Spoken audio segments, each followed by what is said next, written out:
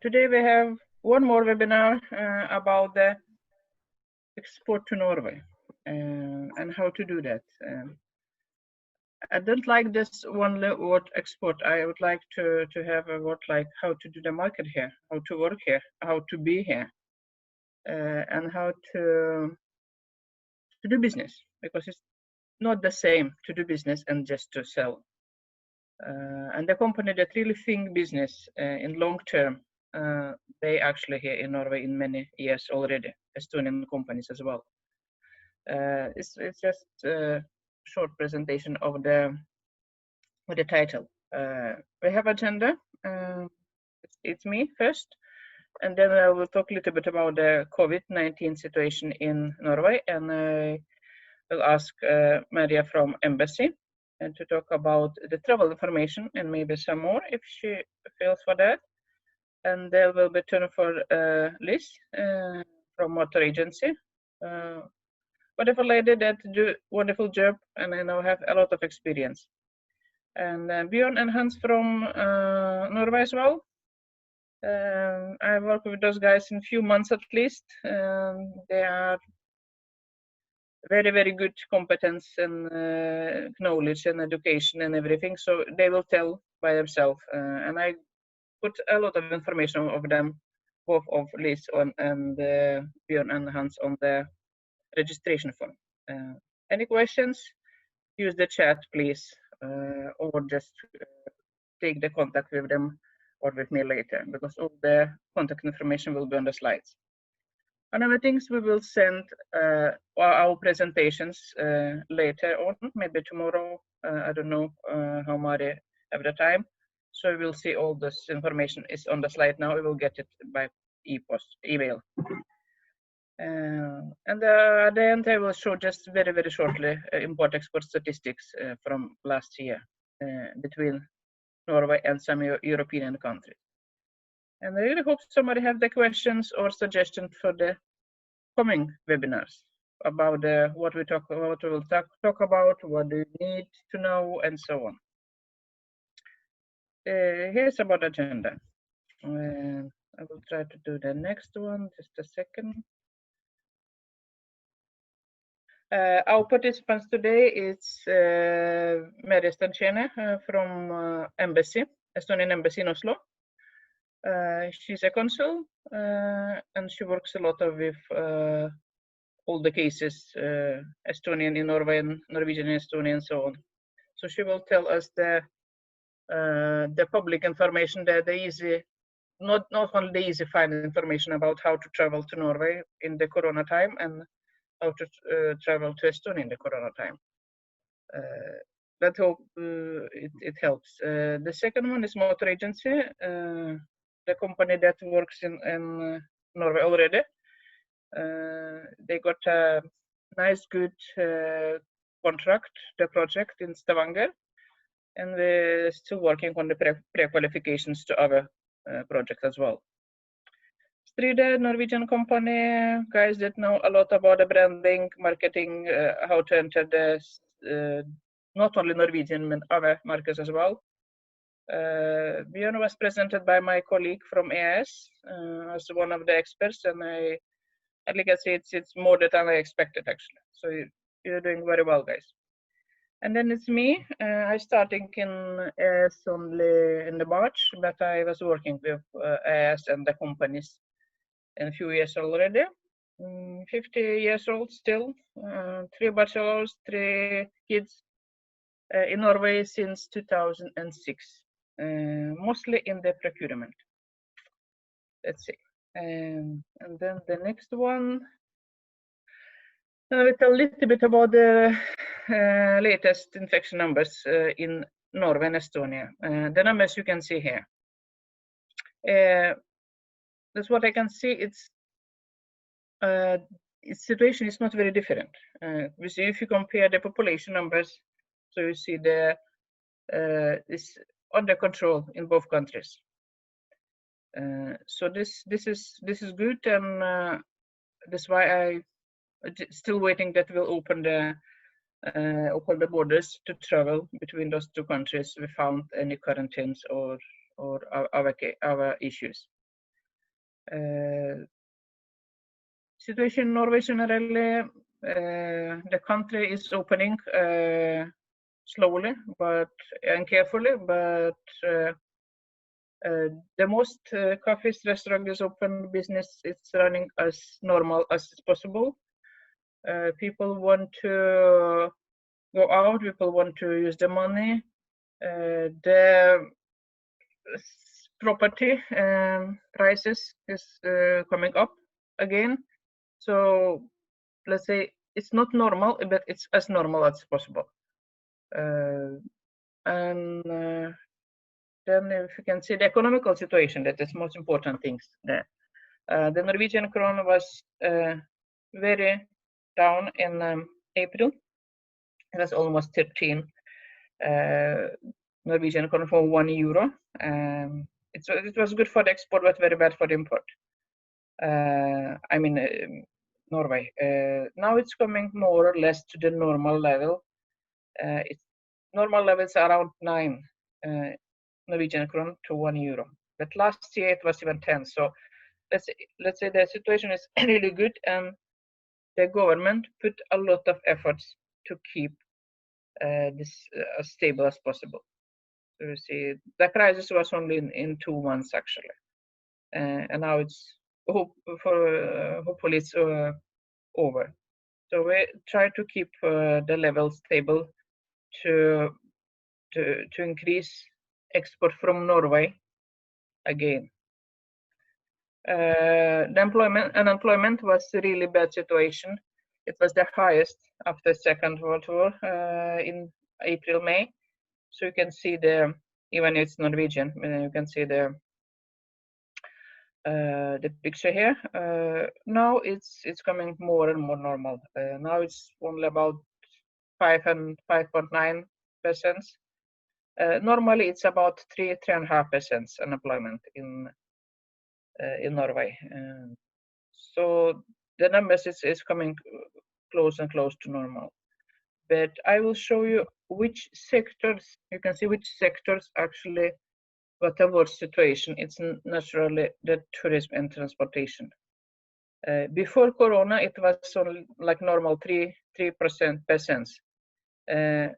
By the end of May, it was 18%, and the situation doesn't come to normal in the tourism, transportation, buses, all this kind of work. So that's a problem, a big problem actually. The other things like sales and industry and the building, they increased a little bit, but not that bad.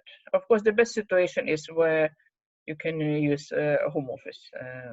That was not that big rate of unemployment. But situation is coming to the stable, more or less. So let's hope that we'll come to the normal level in the tourism and transportation as well, because it's important to keep bills going and to keep people paying taxes.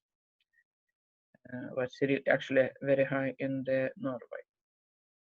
And then after that, I would like Maria to talk about the traveling between Estonia and Norway.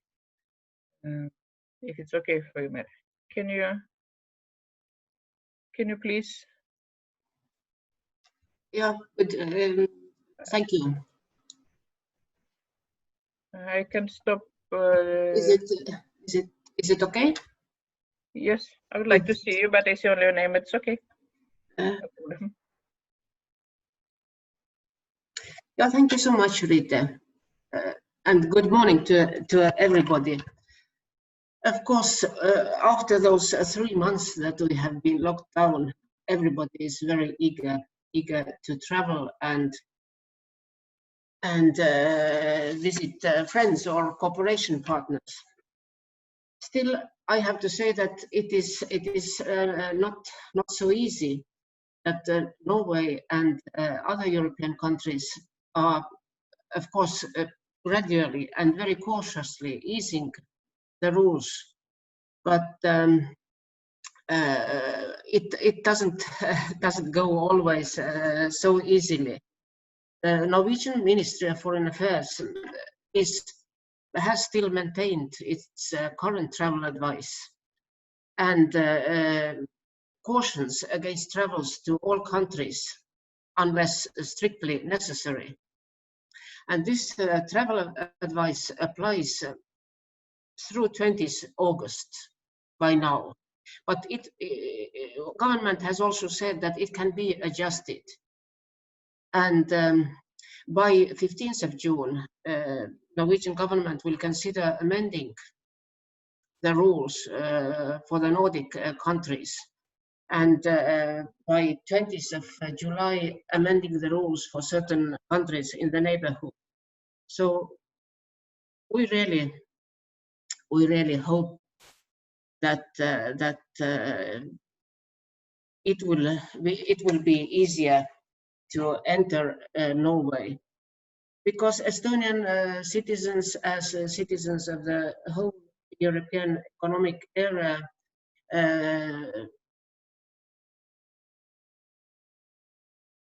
have to stay in the quarantine, and I think this makes it a bit complicated.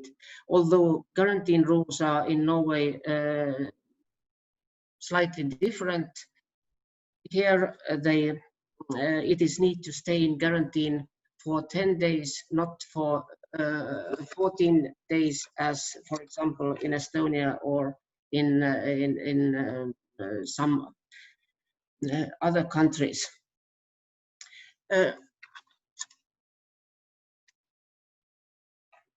Also, it is complicated to travel because it's not enough flight possibilities. There are multitude of cancellations, and as far as I know, Norwegian has not yet started to fly in Oslo and Tallinn, and it is only possibility now to fly directly with Air Baltic from Oslo till Tallinn. That's true. It's only Air Baltic that had direct flights. Yeah, I checked yesterday. Yeah, but of course there is this government circular in a government document from Norwegian government that puts some limitation to traveling or entering Norway. People who come for purposes to work, they of course are allowed, but not yet from third countries. So, but from Estonia, it is in principle allowed. Just this quarantine rules make it so very complicated.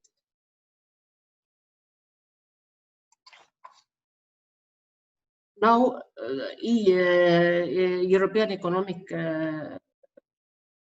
Areas nationals, who of course have working contracts or come purpose to work here, are allowed to enter the country.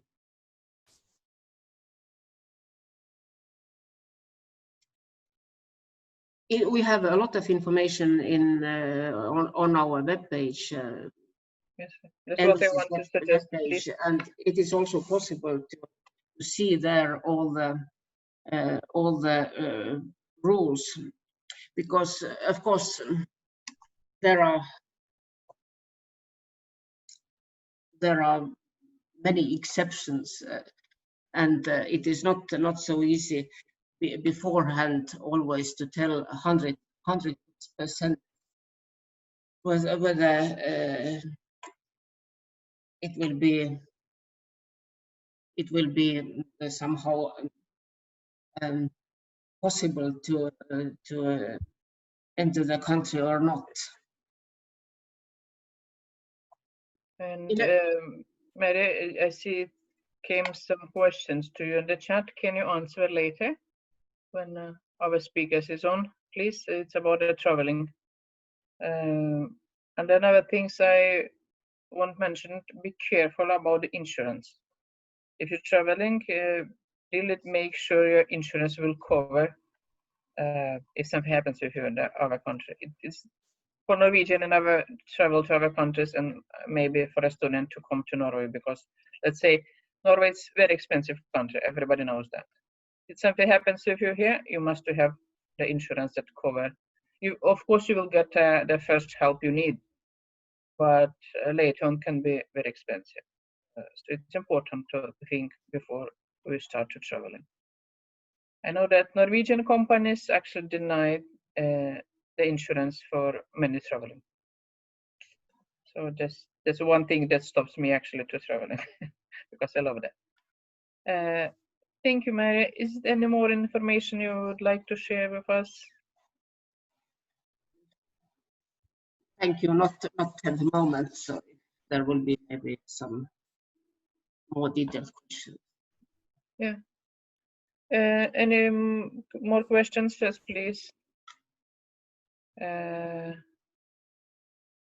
Just keep it, and then it's my video on. Good. Can I just try to come back to my presentation? Can you see my presentation now? Or not?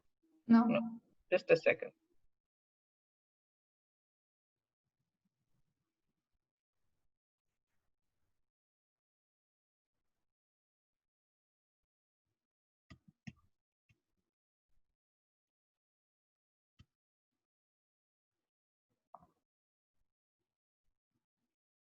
No?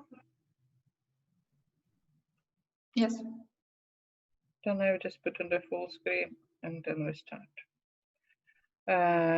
As I mentioned, it was the last numbers from the COVID-19 situation, and then I will ask Elise to continue. Elise, can you present yourself very shortly, very briefly? Yeah. I Of mute course. myself now and just go. Yeah, I will share the screen at first. Yes, and then I stop sharing. Yes. Okay.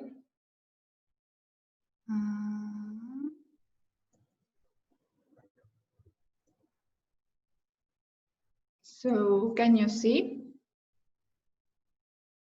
Yes, Good. but not full screen. Yeah. Okay, now it's full. Hello from my side as well. And Ruta, thank you for giving me this opportunity to be here and talk today. At first, just one technical detail. If it's okay with you, I would answer all the questions after my presentation. Then I will look the question and answer site, and I will answer them. It's for me. I'm very sure that most of you already inactive in some foreign markets and or trying to go there or doing the plan right now.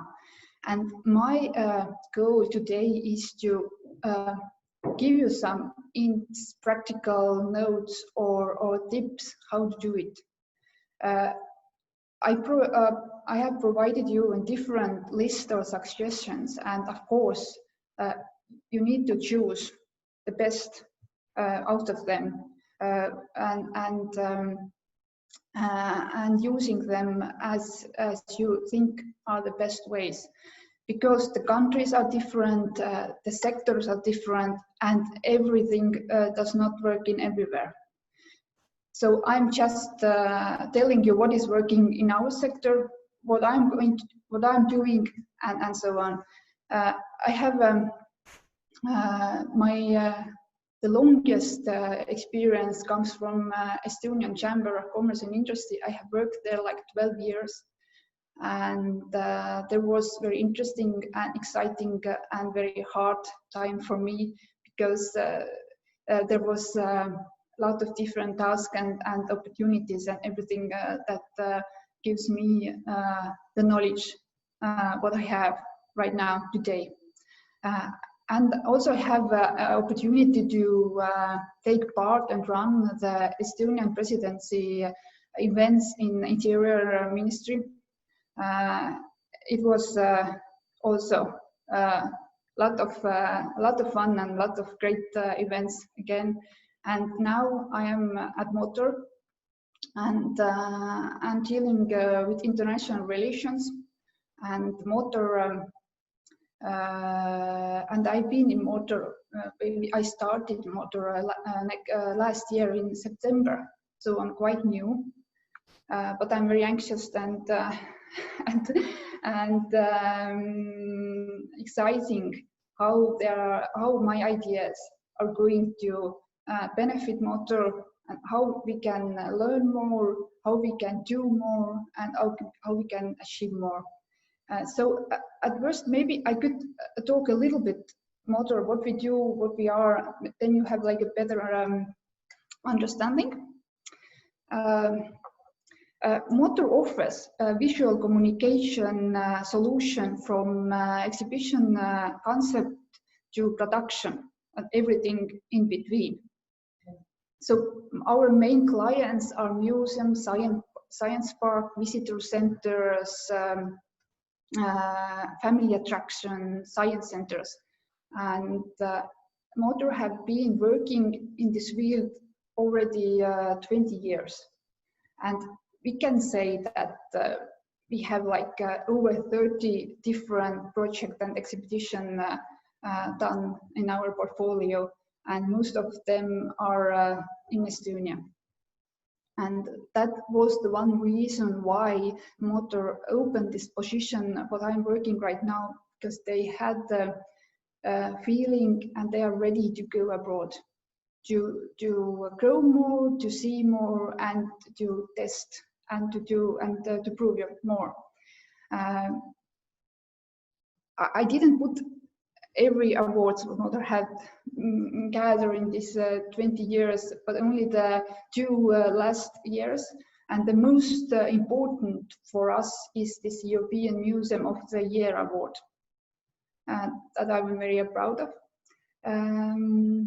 Here you can see the list what actually we do between. So I'm not going to read this. You can look it through yourself. Then I would, just for illustration, just some big pictures about the project. This is a seaplane harbor. This is our biggest and oldest project ever, and also the Swedish one. I think that Estonians knows this, and if you haven't like visited, you should do it very fast, because this is a great building to be, and a great exhibition to see. There's a lot of hands-on and interactivity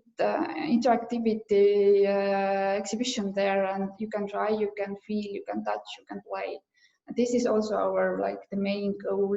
If when we are planning the new exhibition, we just we want to be very active in that sense.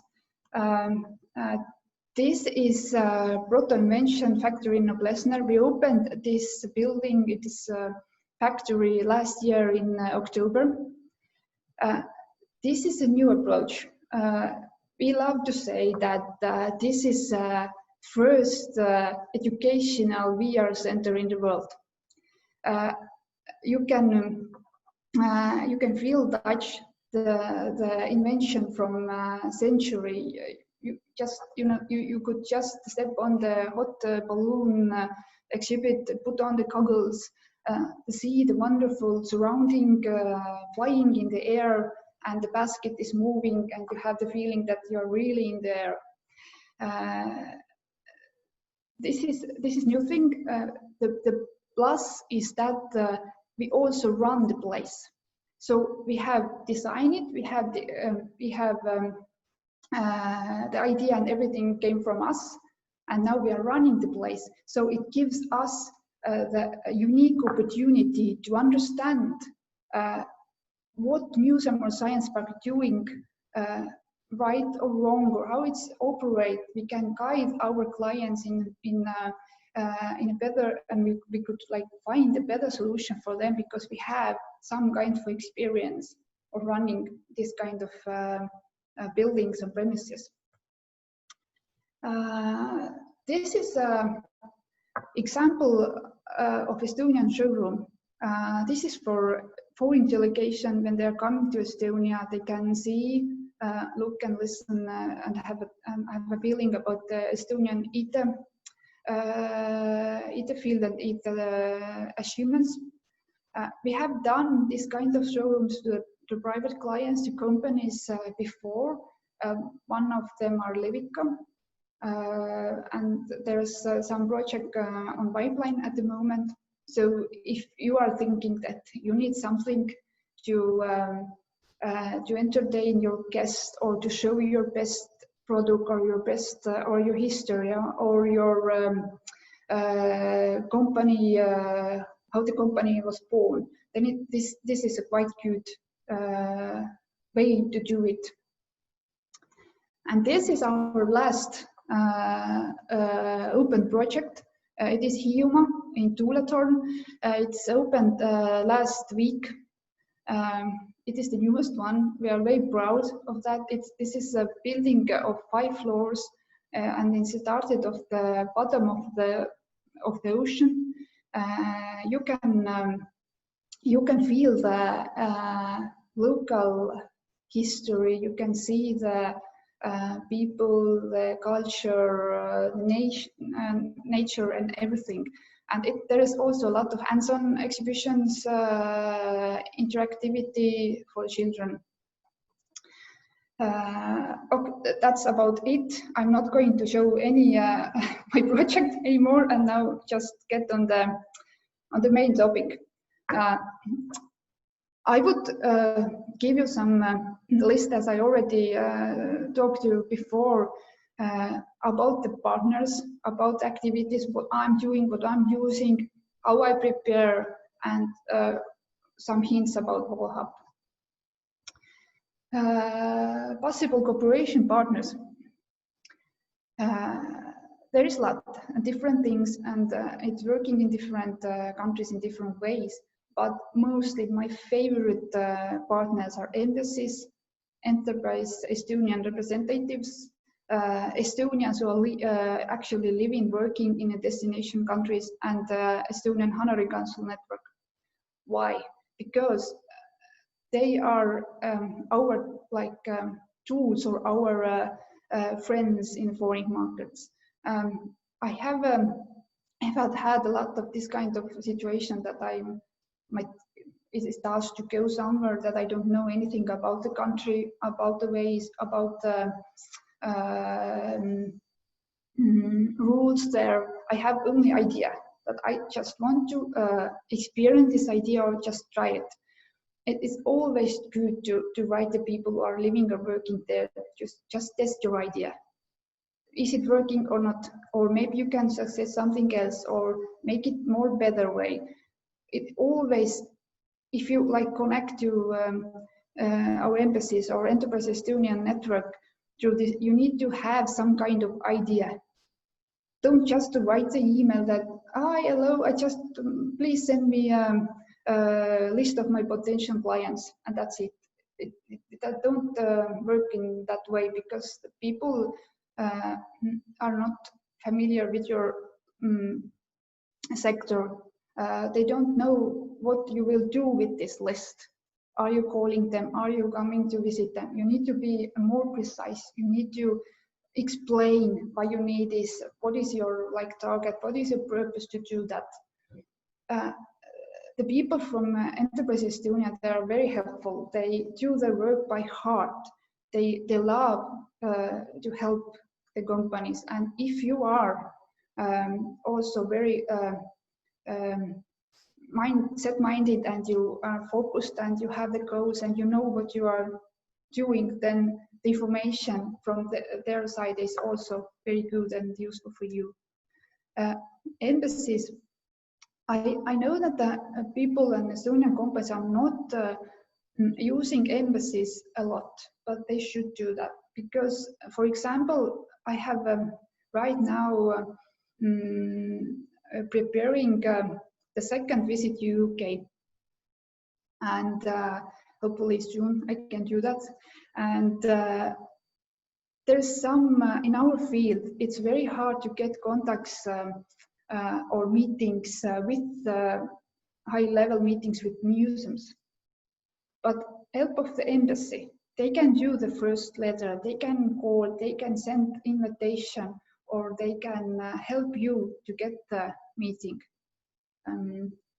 And the second thing, what I'm always very thankful for those economic counselors working in embassy or maybe cultural attaches, that they are able to come with us and take part of the meeting.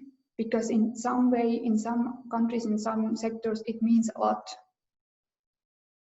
if there is a representative of the countries also in the meeting. And another thing, what Estonians are not used a lot is to use the embassy's premises to organize the meeting there. It's always easy to, or always, you know, the normal way just to meet some kind of restaurant and lobby in a hotel. But in embassy, you have the right atmosphere, you have this official ground, maybe the ambassador could come and say hello, shake your hands and just go away.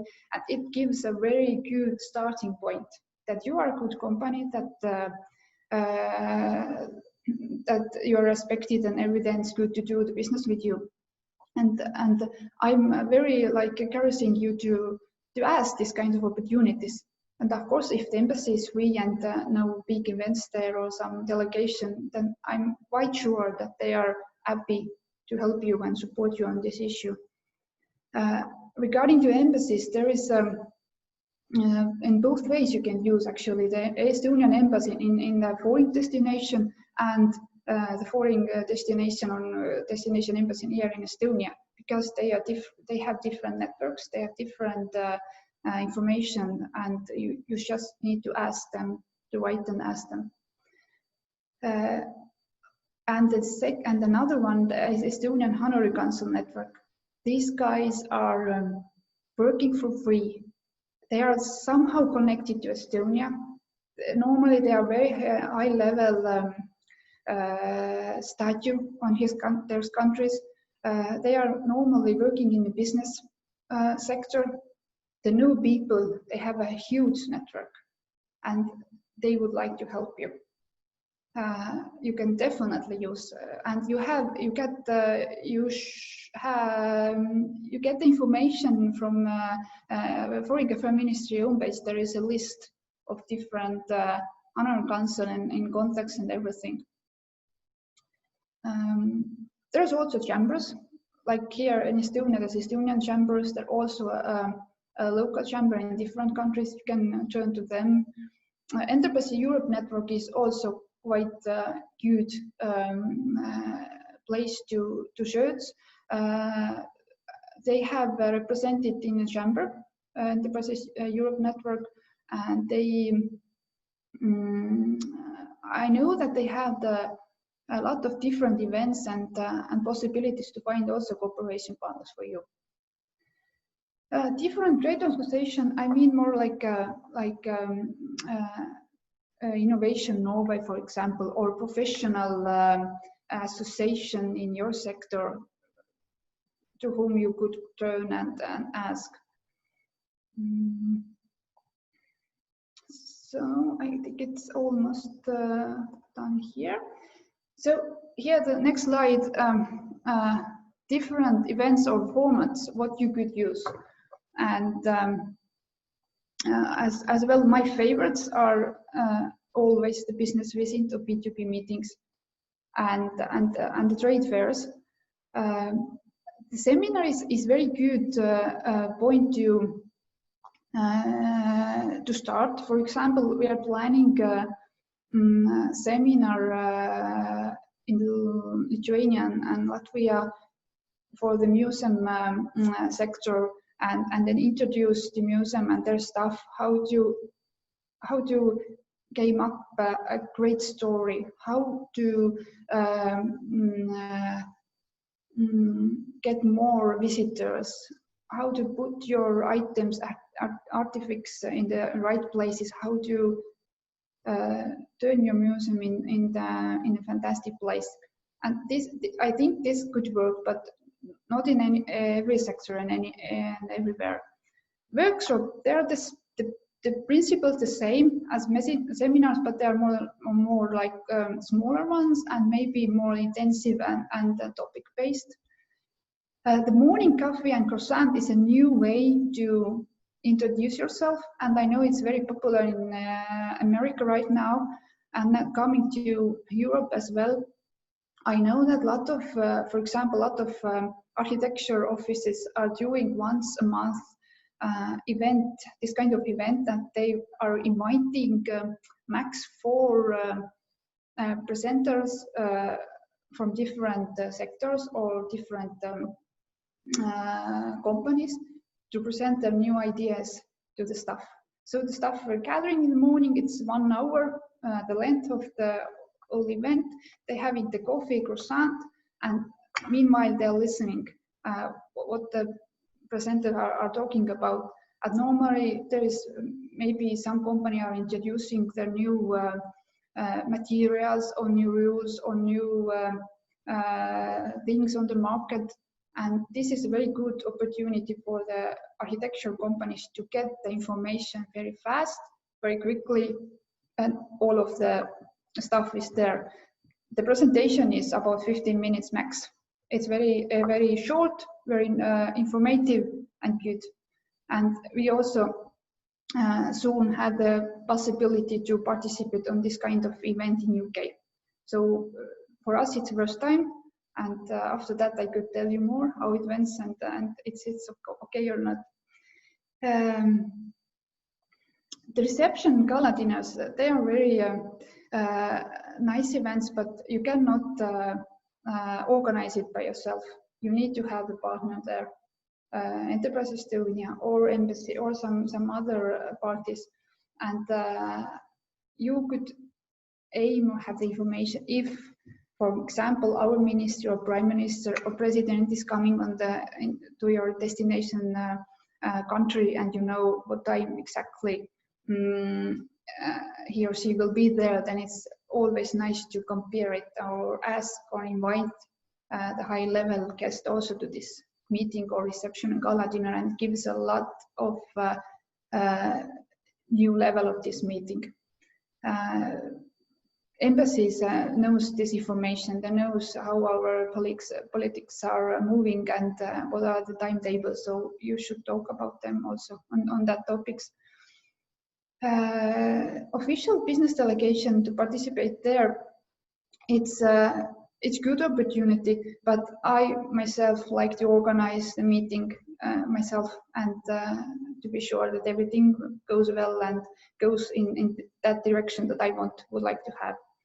The study trips is basically the same that the business visit, but it's the first time. It's also good to just go there, no hopes, no stress about the meetings, to just understand what is going on there.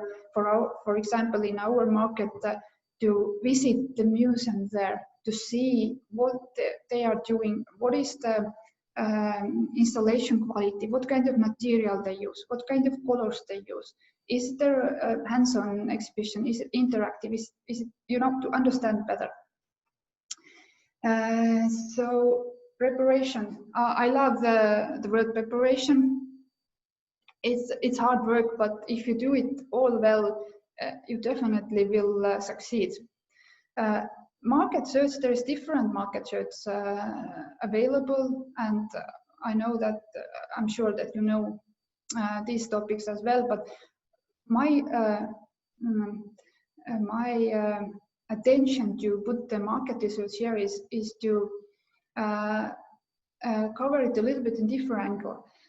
For us, the main works comes from different international tenders, big part, and it's hard job. But after that, if we are not going to be very like successful or we didn't win, it doesn't matter because we get a very good market information out of there.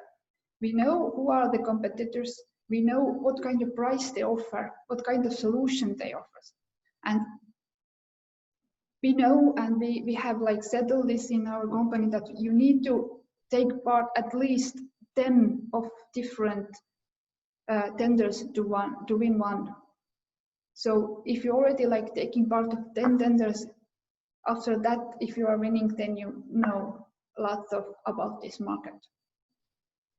Of course, you need to, if you do the business visit, you need to put on and gather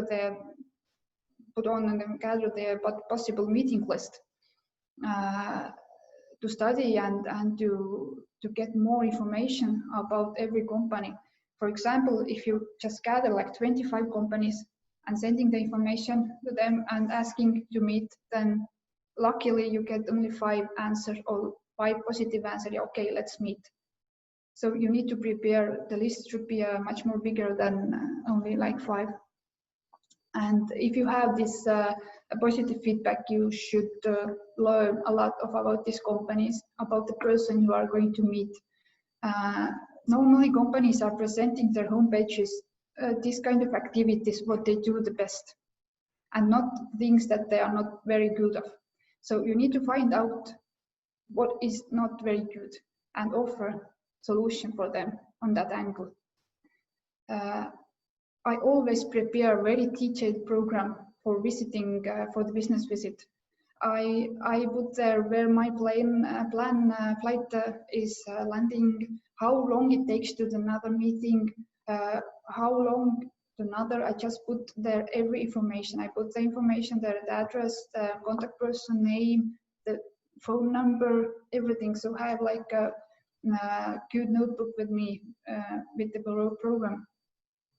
And I always like to give some small presents for the potential partners if I'm going there, and I'm very grateful for the time what they are sharing with me. Sorry, Liz, can I interrupt you? Yes. About the presents. Yes. The only thing you must remember, it should be not more expensive than 200 Norwegian kron, let's say 20 euro. Yeah, definitely. Yeah. It can be a chocolate or something. I understand what you mean, but I got this question many times. What is allowed, what is not allowed? What is okay, what is not okay? The business culture in Norway allowed to come with a chocolate or some souvenir. It's never a problem. Norwegians do the same. This only thing you must understand, not more than 20 euro per person. Just to have some numbers. Yeah, that is very good hint, Ruta. Thank you. Yeah, I thought the example was chocolate. There is some good tea from Estonia, maybe some good story behind of the gift, or that they could remember you, or they can like see the chocolate box. And, okay, this is from Estonia. This was the company's visit us last year or last week. So yeah, this could be a nice. But also you need to like be aware of the cultural differences and how to wrap the present, like Ruta said, what to give, how much, how many things. So you need to learn a lot before you are doing this kind of sessions. Follow up. This is a very important task, but very hard to do, because if you are like very densely having the meetings in the warring countries, you cannot do the work at home. You have lots of emails what has to be replied and everything. You come back, you are like a lot of work is waiting for you, and it's hard to start again with the follow-up work. But it is important to be better next time. Thank you note after visit, it's very easy. I do it right away in the same evening, just to say very simple thank you for the meeting. I will send you the promised things or material on Monday, and if you say so, then do so. Not just say, because if you are not going to achieve this, you're never going to have clients there.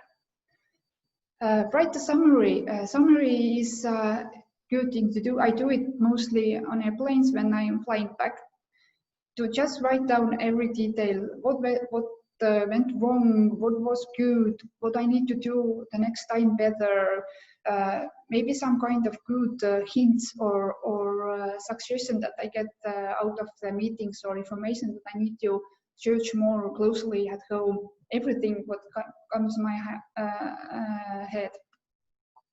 And together with the summary, I make already a new action plan. And it's good to put everything already on the paper. I have different folders in different countries. I put every information there. And if I'm planning the new action plan, I will just look up them and read them through, and I know what to do. And good is always invite your potential partners to Estonia as well. I know that most of probably you're doing this already, but I'm just put this in reminder here. And for the conclusion, I just want to say that everything is possible. For example, sorry, everything is possible. You just need to find a way. If this plan A doesn't work, you need to game up plan B. If plan C doesn't work, then so on and so on. Ask people at the locals, and they could help you definitely. So thank you very much. Thank you, Liz. Last slide. And I will see if there is any question for me. If I have time to answer it, Ruta, it's okay? Yes, it's okay. You do when you feel for it. Okay. And I really want to thank you so much for the your part in this webinar. I know I was working hard. I know how hard you work as well. And I hope your experience really give for the people to not only the knowledge, but the good reminder how the business is doing. As I told in the beginning, I am working not only for the export, I work for the business between Norway and Estonia. And this is very important to understand. Business is a long term. And then you must really do your homework from both sides. And if you need any help with your visits and so on, you can contact me, you can contact the embassy, and we will find a way how to help you. Yes, now, thank you, Liz, and maybe the guys from Norway is ready. Yeah, because I cannot see any question at the moment, or just... You can answer later on. Okay, let's do so. Okay, I stop sharing. Björn, shall we start sharing now? Yes, good morning. We are ready. Let's show you our screen. I just presented a little bit the guys from Norway before, and you know a lot of information, the registration form. So I just mute myself, and the auditorium is yours. Thank you. All right. So we're going to talk a bit about marketing in Norway and how to succeed in the marketing area today. So basically what we do is to help companies and organizations to adapt their brand by sort of designing the future-proof strategies, delighted products and seamless services, and they're trying to sort of adapt to the cultural context they are in. So I would very much like to present Hans first. Good to meet everyone. Hans Megard is my name. I'm essentially a branding consultant, as you can see from the text under my picture there. I'm the guy on the left. I've spent most of my career working internationally, so either with Nordic companies looking for markets around the world, or for global companies looking to enter the Nordic region. So hopefully some of that experience can be useful for you guys here today. Very happy to be participating in this, and hopefully this can lead to some interesting follow-up with some of you guys. There's a lot of interesting companies on the attendance list for as far as we can see. Thank you very much. And my name is Björn, which is a very Norwegian name. I've been working mostly in the car industry for the last 10, 15 years, around the globe, in Germany, US, and in China lately. And I'm back in Norway now, and I'm fascinating all sort of the differences between countries and how to sort of trying to understand what you need to do to succeed in that country. So we're going to start give you some hints about what Norway is. So I don't know if you have been to Norway. If you haven't, you should absolutely come. But this is basically Norwegians, and it's interesting to see if they're happy or if they are sad. They tend to be quite the same. But they give them a couple of beers and they cheer up. I'm smiling, but I'm not pissed actually. Yes. So in numbers, 5.3 million people is in this country, and it's a very wide country. It's over 1,700 kilometers wide, from the very top to the very bottom. And sorry, Björn, I interrupt you. We see you guys. It's very, very nice to see you, but I would like to see your screen. you don't see my screen. And just before you're sharing, I can just tell the auditorium that Björn, that means the bear. Yes. Norwegian. What about the Hans? What the actually meaning behind your name? I think it means you have German ancestors, basically. I don't think it has any particular meaning. Okay, no big meaning. Okay. Then you basically also missed this slide, which is the funniest slide ever. That's why I was thinking maybe the Hans is actually showing how to smile, not to smile. Yes. All right, you didn't miss any good slides. No, the good slides are coming now, so don't worry. Norway numbers: 5.3 population in millions, 1,752 kilometers. So it's a huge country. It's actually the same size of Germany, but the same population of Berlin, which means that a lot of people are living in very like areas around Oslo and Trondheim and Stavanger. And then sort of in between, there is very little people. So 40% is living around Oslo, actually.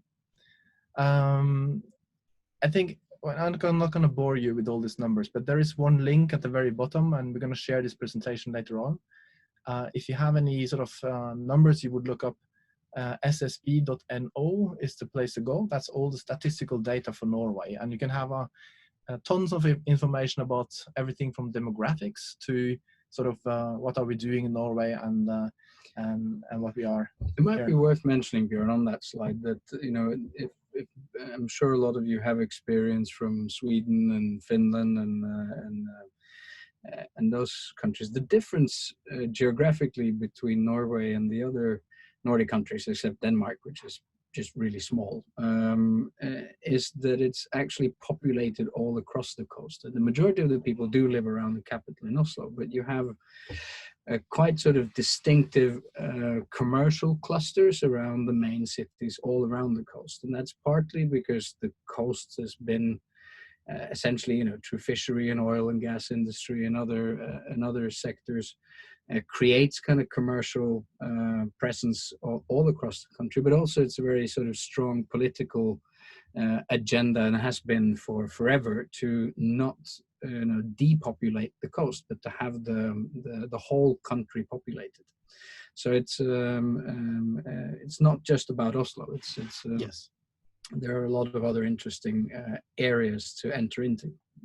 And I think also the one thing which you really need to know is that Norway is not a part of EU. You probably know that already, but it has some special laws and regulations which you need to take care of. I think if you look from the outside, I think Norway is interesting because it's quite a lot of money in Norway. The Norwegian has a high income, averaging 47,000 euro a year, and it's still rising, so it's quite good. And if you look into the Big Mac index, I don't know if you know that one, but it's actually Norway is the second place after Switzerland, where the Big Mac is the most expensive one. So it's a quite expensive country, but there is also a lot of money here. There is a shift in the industry in Norway. This is the primary, secondary, and tertiary industries. So the primary industries are sort of the farmers and those who are living off the land, and those are decreasing quite rapidly.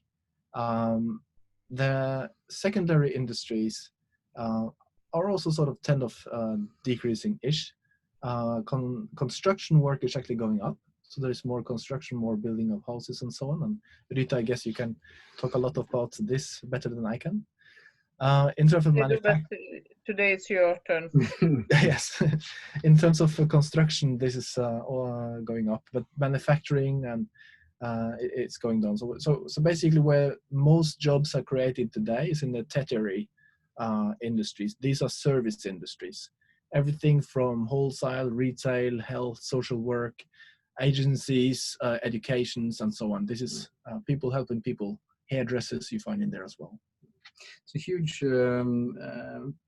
shift in the whole, and I mean, it's certainly been brought home over the last few months with the combination of the COVID crisis and the drop in the oil price. You know, for the second time in a decade, it's basically brought home to, I think, everyone in Norway, certainly the business community, that we have to start to create an economy that is sort of relies on other income sources than oil and gas. If you took oil and gas out of the Norwegian economy, it would go from a 500 billion euro surplus in exports to a 500 billion deficit in export. That's how important oil and gas related industries essentially are. And I think for anyone looking to find, you know, fertile space to export into in the Norwegian economy, it's interesting to try and understand that. And there is a handful of industry sectors and clusters that are getting attention.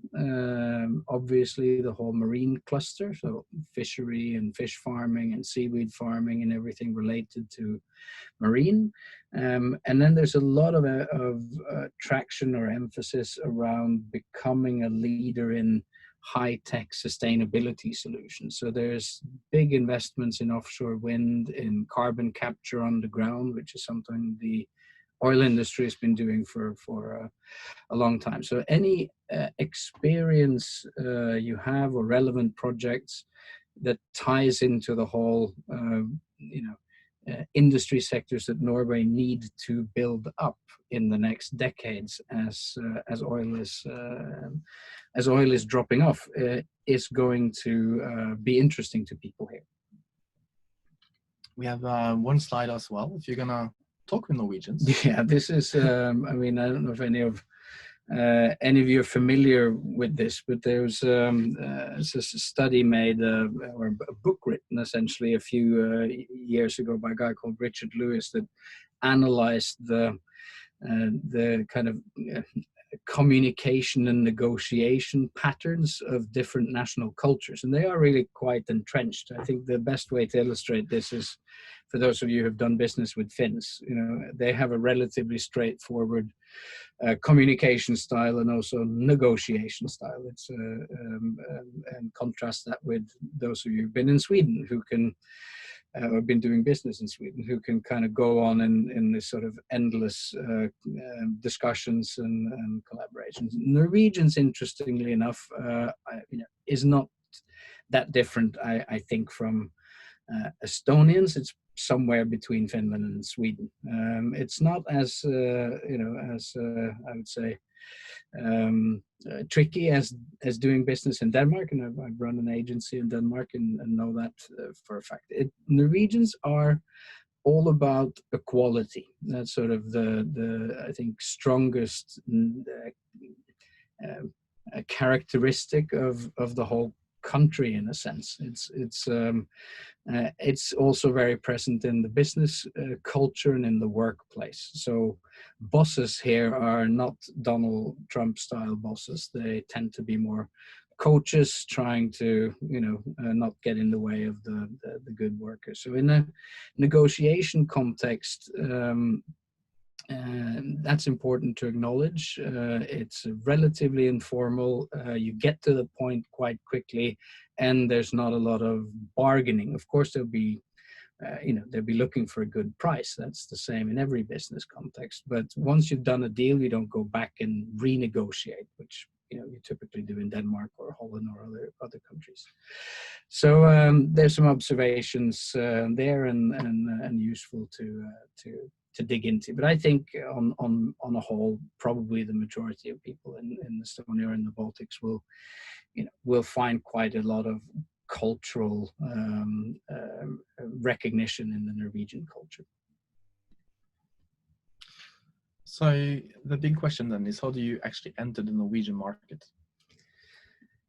There's another, famous system. I'm sure any one of you, and this goes for all of us who kind of tried to sell in the context of business. If you come in and people don't know you, you tend to meet this type of attitude, at least if you go in cold. And I would say even more so perhaps if you're coming from Estonia, because most Norwegians will not have a lot of experience dealing with Estonian businesses or Estonian products, and will be inherently skeptical. So this text is actually a famous ad from the 50s from a publishing company, and the whole point was, of course, you have to prepare before you go in to try and sell whatever it is you're selling. So this is, I guess, a part of the preparing, and as Lise was telling us, well, be prepared. So we're going to show you how to prepare to enter a market, and this is specific to the Norwegian market, and it's 4 steps. You have to take care of the business and legal. You need to do some market entry planning, marketing activities, and then you need to, after you have done that, also monitor and track what have you done and how did it work and how do you do even better for the next time. So we're going to go through step by step on this one. The first one is actually quite important. This is the business and legal. We don't do business and legal. So this is why you need to talk to the right people. But there is a couple of links here which you could look at. Of course, you can talk to Enterprise Estonia and all those links which Lise was presenting. There is also a site from VIPO, and VIPO is basically those who are checking the trademarks. If you have a company or if you have a product, please check if that name of the product or company is actually valid to use in the country you're going to export to. By doing that before you entering the country, you're not going to enter into some kind of legal dispute with a product or company which already have taken that name in that country. So VIPO is a good source for checking that.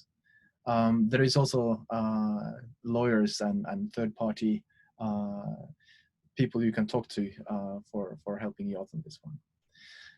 Ny i Norge, that's Ny in Norway, basically. It's a site for actually people who are coming to Norway. It's not only company coming to Norway, but if you're going to move to Norway. But it's also a very good source for checking up everything which is relevant for coming to Norway. So they have a lot of links, they have a lot of information of how to sort of do business, do behaving, registration, police, all that kind of stuff. And the last one is Norwegian Custom, Toll. And this link is for import guide for beginners. So just check that one out if you have any physical products which has to cross borders. So you make sure that you have all the papers ready, you know which kind of fees to pay and so on and so forth. Here I think it's important to underline once again that Norway is not an EU country. Here is different rules, different taxes. It's still Schengen, but not the same. So be careful about this and be aware. We have, for instance, on cheese, we have super high taxes. So yes. That's why we don't see any foreign cheese in our supermarkets. That's why it's so bad for me, because I love the cheese, so I must go to Sweden to buy this. And I would say now it's forbidden even. Yes. Actually, you can buy the import cheese and good Italian cheese, but it costs you. It costs you for a lot. About the WIPO, if yes. I remember well, you can actually help the companies also to check those things. Yes, if there is any companies which like to have any support on this, you can drop us an email and we can start talking as well. So, or you did a lot of job to help Estonian companies already to answer my questions and so on. So I don't want you to work too much, but if anybody has a questions or even want to hire a company for this job, so you are open for that. Sure. Yes. And there's an email address and phone numbers at the end, and you can feel free to just drop us a line. Right. So, when you've done your fundamental homework in your category, the next stage is to plan an entry strategy and some preparation work, a campaign, if you like, which can be as simple as to Rita's point, visiting the appropriate people and doing things in person, but can also be using other channels and other strategies to make sure that when you are in the room, you kind of helped yourself past some of the I don't know you responses that you would otherwise get. And the advice that we always give, and that is universal, whether you are trying to enter the Norwegian market or trying to enter any other market, is to be really thorough about your category analysis and your target audience mapping. And category can be interesting. If you are coming from Estonia, you may be a market leader in your home market, but you're going to be quite often a very different animal in the market you're entering into. And part of the entry strategy will be to kind of define your role and define the category that you're going to use to enter the market. And another very good piece of advice, of course, is not to go too wide perhaps in your initial steps unless you have a lot of resources, but try to identify where you might score a first success. And then you have a bridgehead in the market and you can build from there, which is always better. So category, for example, I noticed there is a lot of log cabin, prefabricated cabin manufacturers in the market. So and Norwegians love their cabins, right? They're probably one of the populations in the world that have the most cabins per capita. You're not really a complete person in Norway unless you have a cabin on the coast and a cabin in the mountains. And that's an interesting market, of course, if you're in the cabin industry. But entering into that, the cabin category is obviously too wide. You have to then break it down and say, are we in architecturally drawn cabins or prefabricated standard cabins? Are we in small cabins or big cabins? Are we in premium cabins or DIY cabins? Are we going to sell it directly, or are we going to go in through an established channel? And the rule of thumb here is to narrow the category down so far that you are actually able to say to yourself, okay, in this category, we can play a clear role. We are just not one of 20 companies, but we are one of 2 or 3 that are particularly good at this. So you might want to boil it all the way down into DIY sauna cabins under 25 square meters or under 50 square meters, because that is a manageable segment to analyze. And it's also increasing your chances of becoming, if you are working the market over time, able to take a position, because there are not that many people who position themselves as specialists in that segment. And anything under 50 square meters, unless it's insulated and to live in, is actually possible to put up here without planning permission. So that's another insight. So, mapping the legal climate and being really kind of brutally honest with your category assessment. The worst thing you can do is go too wide, and you're very much, you're likely to basically not create a clear idea of who you are. And when you meet the I don't know you questions, you're not helped yourself. But if you can pick 1 or 2 or 3 sub-segments and be really specific about them, your market entry strategy becomes a lot clearer. So for motor agency, off the top of my head, there are 2 or maybe 3 other companies in the market who do what you do. So you are already in a clearly defined category and can be a challenger or have a clear role in that category. Whereas a lot of the other segments that I think is represented on the call probably needs to boil it down. A couple of other quick points. You've got your category right, and I spoke about that at length because in my experience, this is the most important thing. It's where people go wrong. If you have the category, if you're doing small DIY sauna cabins, the target audience mapping and the buying process becomes easier and more manageable to map. Your positioning becomes easier and more manageable to map. Are you a good value manufacturer, a direct sales manufacturer? And then you can plan your strategy according to that. The final advice on planning your entry strategy is, and I think that applies in a lot of categories. Plan a pilot. Don't go all in. And so work out one subcategory that you really think you have an opportunity to succeed in. Your product is well suited. You have good reference cases, and run that. Maybe even specific to one geographic region of Norway, because Norway is, as Björn said, a big country. And then see how that works, and take the learnings from the pilot back, and then you can expand from there. Yeah, and then the good news in a sense is that compared to 1958, when the first slide of "I don't know you" was written as an ad, in today's communication context, we can, and we have with the digital tools of marketing and communication, extremely good resources available to talk to specific markets. And there's two insights here, of course. And I think, Estonia is a very digitally astute country. You'll understand this intuitively. But before you go into any category or approach any market, you know that 90% of the people who you want to talk to will be doing a large proportion of their buying process online. So you need to make sure that whatever your entry strategy is that you've come up with in the previous stage is well supported in digital channels. And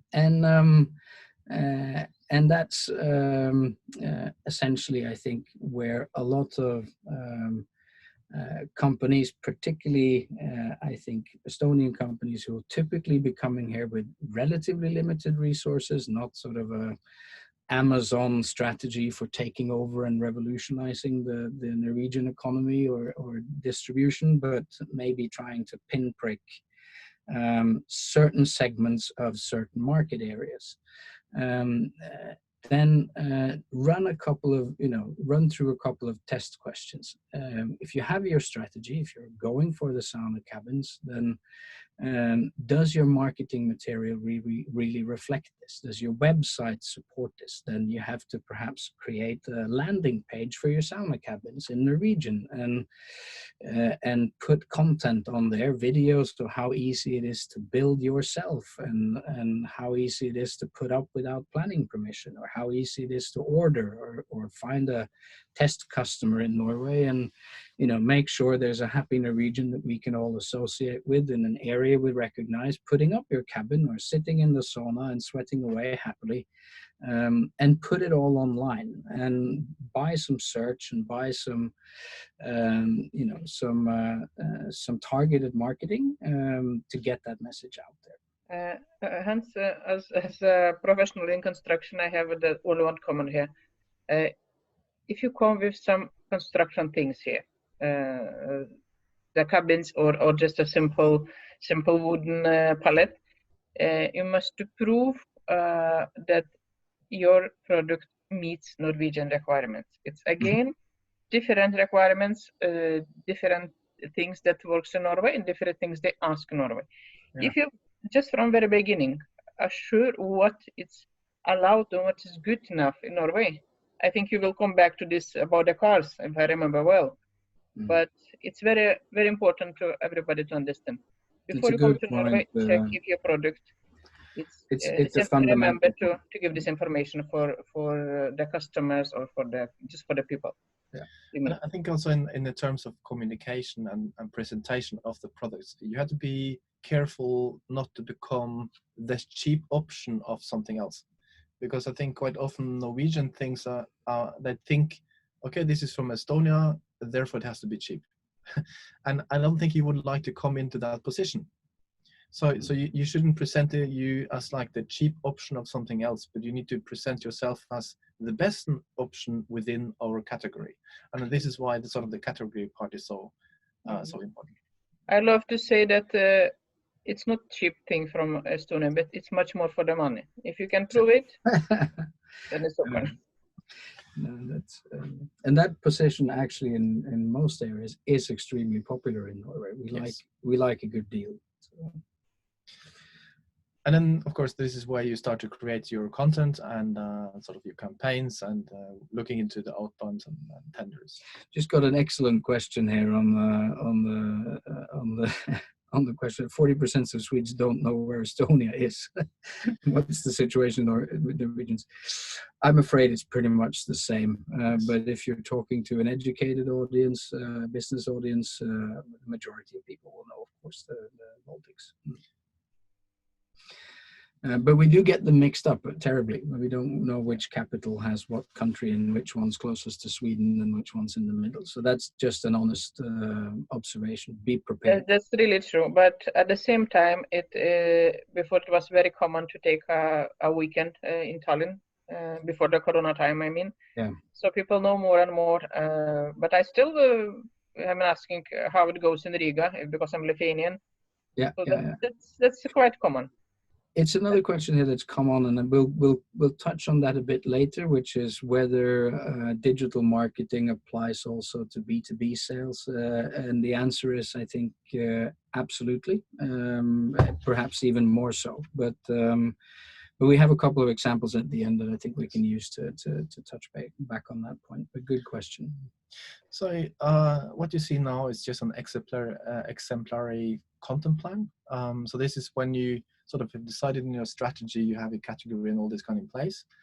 You need to plan how to reach out. So if you answer these 5 questions, you're quite good to start. So who are your target audience? Who are your target groups? What is your topic you're going to talk about, and also what is your message?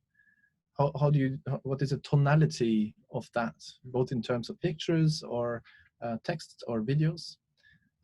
What is your content? And where are your channels? So if you have all these kind of examples ready, then you're quite good to go. And again, we're going to share this one for you so you can take a closer look at it later. Then when you do all that activities in the market, you're going to have hopefully quite good feedback and response. But there is some way to sort of track and monitor this even better. So the campaigns you're doing, the search data and so on. So the process is also quite straightforward. You just need to identify your touch points. So where are the customer actually in touch with you? You have to identify the relevant metrics. Based upon that, you set your key performance indicators. And then you get some measuring back. And then after the campaign and during the campaign, you have to update whatever you are saying and adjust so it actually scores even better and better and better. So by doing this, you sort of are continually updating your online presence or your social media presence or your radio commercial presence or whatever you choose to do. And you're always managing to do this even better and better and better. So this is also just an exemplary campaign tracking. We're not going to dig so deep in this one, but we send it out to you so you can take a look. I think the good news here is that, from what we can reckon, and I think there's even a couple of companies on the call here who, from what we could see, are very accomplished digital agencies. And again, I think it's should be relatively available for most companies in Estonia to find local partners who can help with this, and then build very targeted kind of digital campaigns to actually test whether their products or services have a market. Because if you can put good content into the path of the people you think you can sell things to, then you should also be able to see whether they respond to it and how they respond to it. And put together right, it will be, in most cases, a much cheaper approach than sort of to go into the market physically and put boots on the ground and start, running around trying to get meetings and negotiations. This can be a good sort of preparation strategy before you know which market to actually target. Yes, we have two cases. Björn's going to talk about the first one, and I'm going to do that B2B example at the end. Yes. So I know there is not many Estonian car companies, but this is a case which is quite relevant for many industries as well. It's a Chinese car company, Bodrin, which was looking into do a feasibility study for the Norwegian market, and we helped them trying to understand the Norwegian market and how to sort of positioning their brand and how to adapt their communication, so on and so forth. So they have a beautiful product, which is looking gorgeous, but they also have fierce competition. So as you may know or may not know, Norway is an electrical vehicle car country. We have quite low taxes on electrical cars, so they become much cheaper than other cars. So Norway have the most electric cars in the world. 53% of all new vehicles sold in 2019 were battery electric vehicles, so not hybrids, 100% electric. Which means we have the infrastructure to charge them and so on and so forth. And actually people prefer to drive electric now these days, both because of costs, but also because they are actually quite good. They're getting quite good.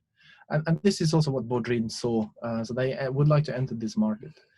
So we looked into sort of all the different kind of competitors and mapped them out in a map on different kind of axes and found the sweet spot for Bodrin in this. Then we understood that Bodrin was actually not able to make it themselves because they had to set up a whole dealer network. So instead of setting up a whole own dealer network, we teamed them up with two companies in Norway. One is called Mekonomen and the other one is called Viking. And Mekonomen is a car repair shop. It's a chain around the whole Scandinavian countries. And Viking is like an emergency roadside services. Roadside service, yes. So by having these partners amongst a couple of other ones, we were able to sort of scale the Bodrin case in quite fast manner. So they didn't need to really set up their own shops. Again, here I think there's a lesson for a lot of companies entering the market for the first time. These guys, as a car brand entering the market, would be facing really strong competitions. The Volkswagen dealership networks, the Fords, the Toyotas have been here for generations. They have invested in dealerships and market network and service structures that would be almost impossible to compete with or almost impossible to build if you had to do that upfront investment. So the key here was basically to look at other people playing in the same market who would benefit from bypassing the established distribution systems and see that as a possible and interesting way to expand their own business models. So we set up this development process, and it was like all about insights and concept, trying to understand how the car was doing in Norway, how the infrastructure was going in Norway. We did some studies around that. And then we had a go, no-go decision. And Bodrin actually did choose to not come to Norway. And the reason for that is due to their products. The products have only got 4-star in the crash rating.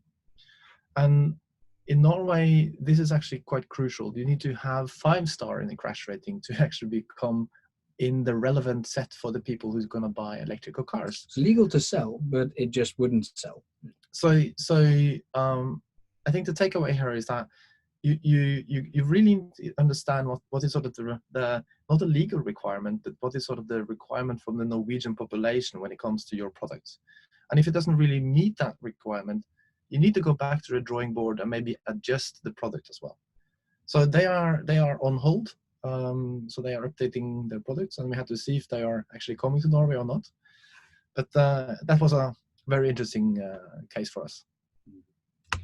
Second case, and I think goes to the question of whether you can market, B2B solutions also online. This is actually it's not an import case, but a case for a Norwegian company looking to find a very specific market in Norway, and also looking to create a story around what they were selling that was more interesting and more compelling than what they had to begin with. And basically, if you go to the next slide, Björn, the company is called Hatteland.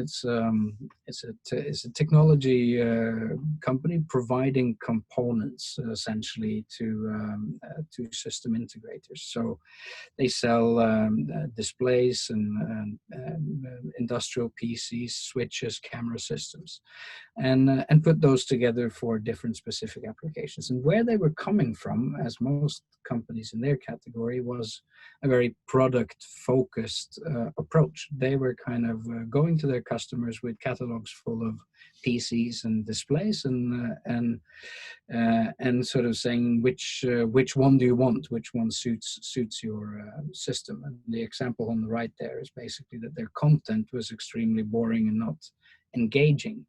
And they had identified one segment, basically tunnels, where they could put together a whole kind of package of technology components to make tunnel surveillance and tunnel management, traffic management go from a kind of the existing level, which is not very sophisticated, to a whole new ball game. So basically, is smart tunnels, being able to read license plates with smart cameras, and alert traffic management to hazardous goods being transported in the tunnel live,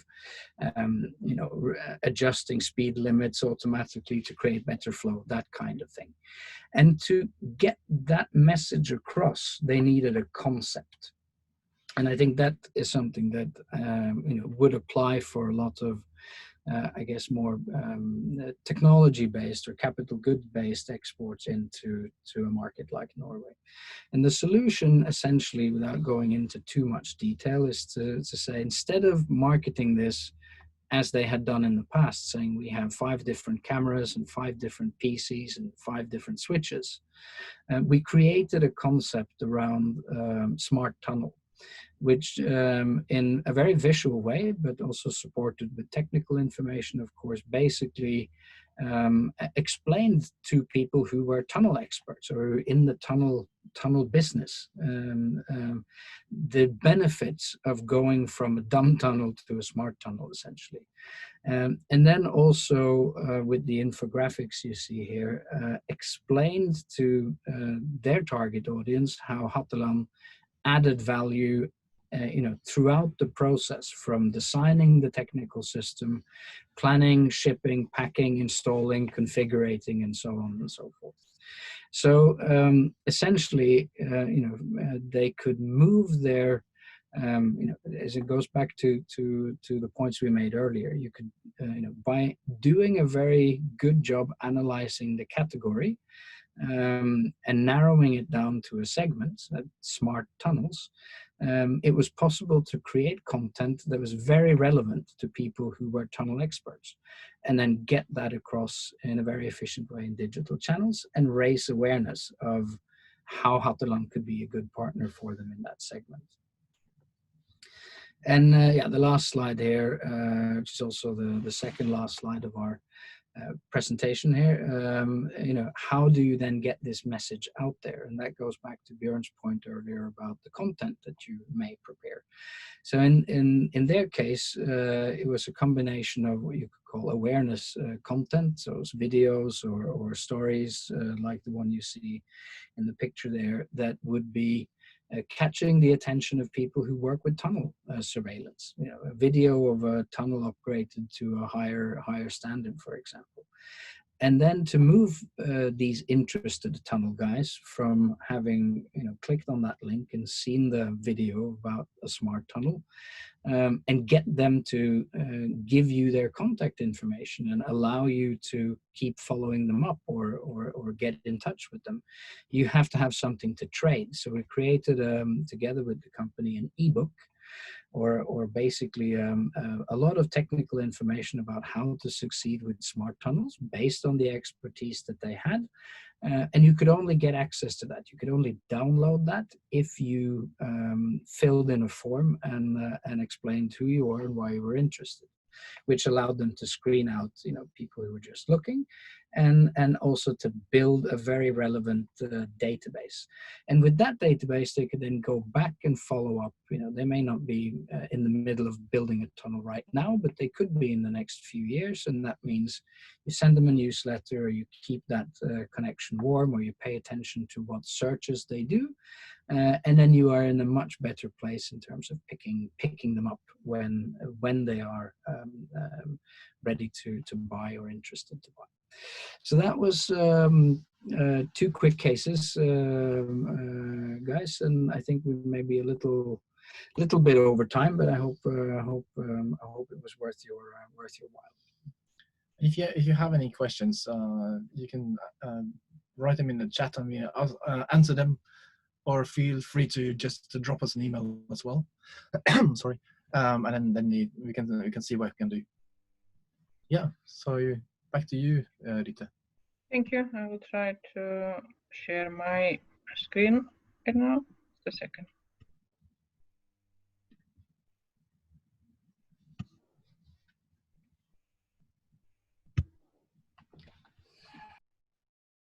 Can you see my screen now? Yes, we see your screen. Okay. Thank you so much, guys, for the really wonderful presentation, and Liz as well. I hope it is useful for the companies. And if you have any questions, as I mentioned, please ask later or now, and how it is. Because we are a little bit over time, but still under control. So I will continue, and just a second. My last slide, or almost last slide, it's about the import and exports of goods by the countries last year in terms of European countries.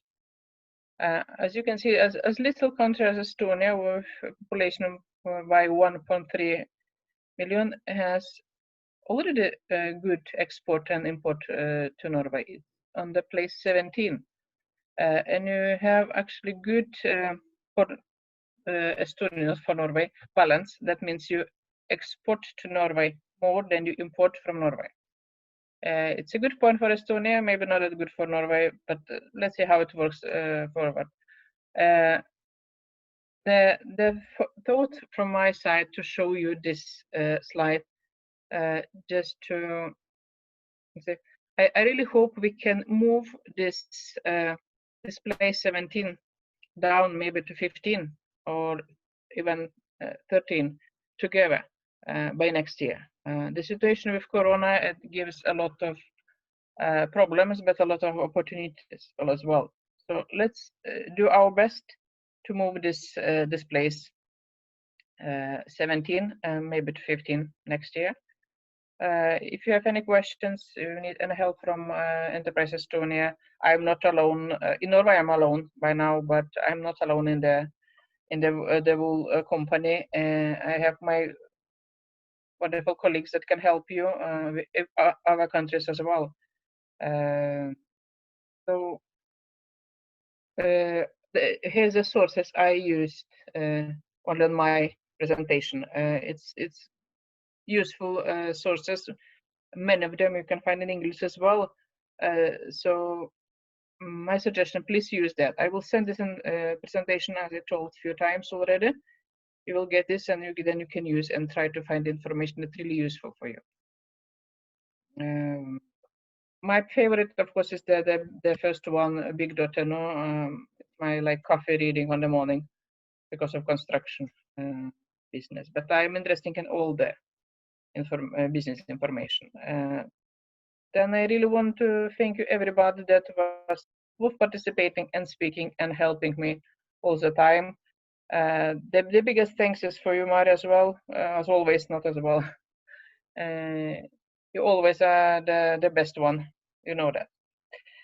Thank you for my chief, Sven Aulik, that really helped me with his suggestion about the presentation. And thank you so much for the participants, Björn, Hans, Liz, Maria. I really hope to see you on some other webinars as well. And I hope we can meet in Tallinn one day, or in Oslo, or somewhere, maybe in Trondheim.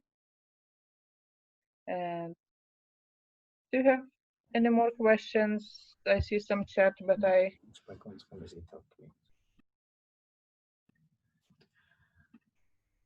think we have to say thank you very much for letting us here as well, Rita. Yeah, good. Liz, are you still here? Yeah, of course. Yeah, of course, I'm here. I'm just joking. I think you got me joking too much, maybe sometimes, but life is boring without the joke. That's true. That's true. We got some, Mari, are you here? We got some interesting question in the chat. We're going to answer that during the chat, so just stay there. And okay, nice. I see some. Any questions? Any more questions from the auditorium? Just use the chat or emails or the contacts. Thank you so much for everybody. Thanks, guys. Thank you very much. Bye bye. Thank you. Bye bye.